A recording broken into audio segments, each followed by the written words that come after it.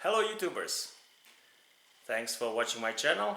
Today we're gonna discuss again and continue about the problem of installing 220 volts for this baby, which is the small beginner kind of the welder, arc welder. And for that reason I will have to move 220 volts from 110 to 220. For that purpose I bought this guy here in Home Depot here in Calgary, Canada, and this guy here too, HE Equal, for the electrician and the contractors guys.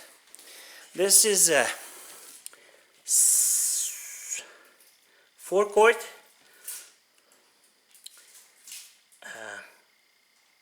American wire gauge number 8, and it's a very good south wire cable. It's rated for 40 amps.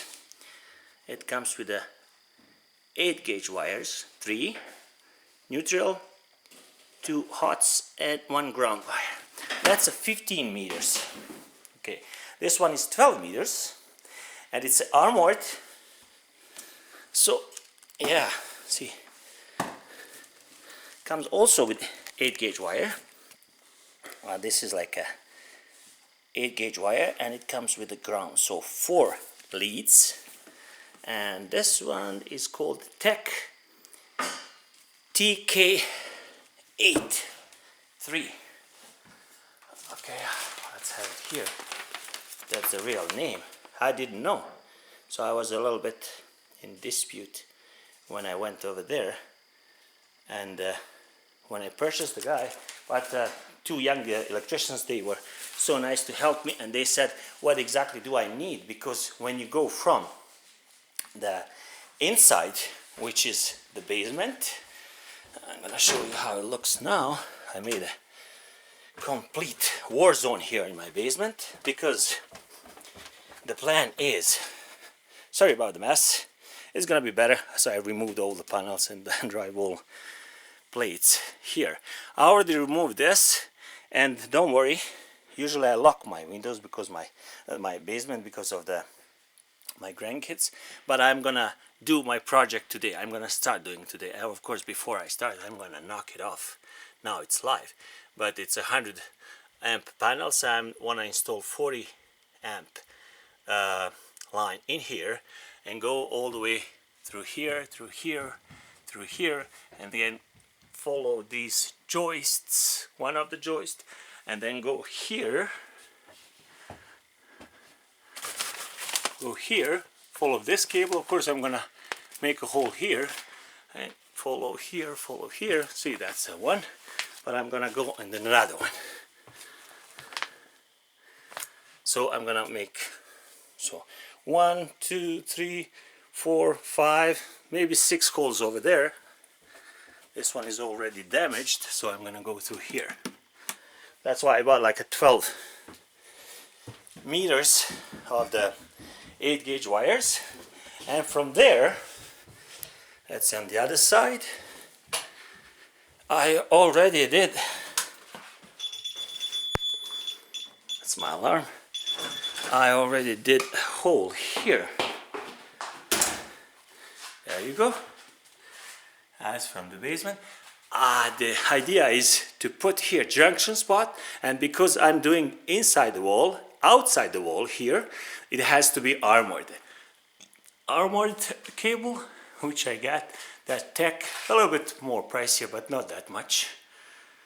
And go over there, and go here in the middle, because the garage door is opening all the way here, so I cannot go further than here, and then maybe go there or there.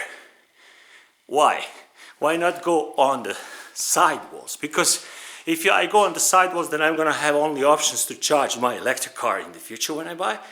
On that side, if I ever park on this side, I'm gonna be having trouble using the extension cord or something. But if I put it in the middle, then I have an option on using left or using right, or park left, park right.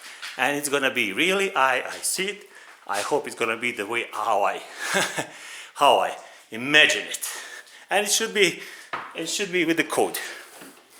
For that reason, this is only part 1, introduction of the material, what I'm gonna be using and how it's gonna be looking really here.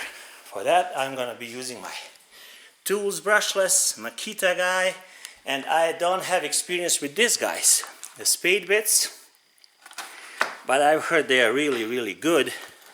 That's why they come with the 1/4 6.4 millimeter connection, quick connection for the impact driver basically. And they said it's less kind of problem with your wrist when you do those joist holes for the connection for the cable.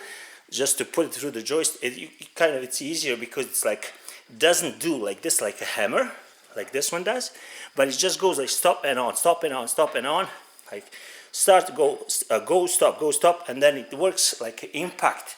Much forgiving on your wrist when you do, if you lock it in the joists. So when you make connections and stuff. So obviously this is good for this one half, and I'm gonna have a 1 inch for this one.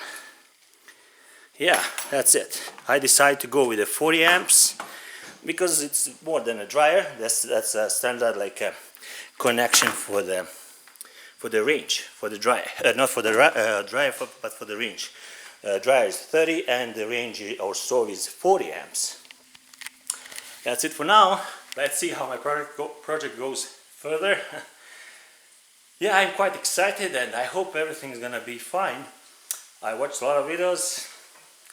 I'm an electrical technician, but I don't have that experience with electrical stuff, like especially high voltage. But hopefully I'm gonna be following all the safety rules and don't touch phase unnecessarily. Only if it's off. Bye bye, see you next time.